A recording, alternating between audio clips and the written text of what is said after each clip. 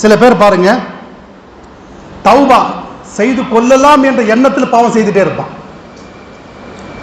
தௌபா செய்துக்கலாம், சரி இப்போ சரி என்ன முடிச்சு பாவமா செய் பாவம் செய்வான், தௌபா அம்மா செய்துக்கலாம் பார்த்துக்கலாம் என்ற எண்ணத்தோடு யார் செயல்படுகின்றார்களோ சகோதரர்கள் மிகப்பெரிய ஒரு கை சேதங்கள், அந்த பாவம் அழித்து விடும்.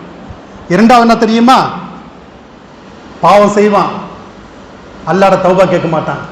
எனக்கு வயசு இருக்குப்பா, வயசு இருக்கு, இப்பதான் 25 ஆகுது, இப்பதான் 30 டச் ஆகுது, இப்பதான் 40 ஓடிட்டு இருக்கு, இன்னும் எவ்வளவு கிடக்குது என்ற எண்ணத்தோடு பாவம் செய்வான், தௌபா செய்ய மாட்டான். இருக்கா இல்லையா? மவுத்து பாருங்க, ஒரு காலத்துல ஒரு முதியவர்களுக்கு தான் கொஞ்சம் கொஞ்சமா போயிட்டு இருக்கும்.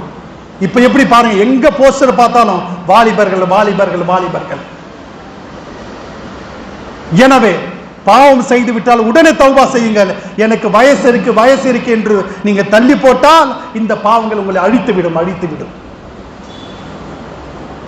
இதுனா இரண்டாவது. மூன்றாவது என்ன தெரியுமா சகோதரர்களே, தனது பாவத்திற்கு தௌபா செய்யாமலேயே அல்லாஹ்வுடைய ரஹ்மத் மீது நம்பிக்கை வைப்பது.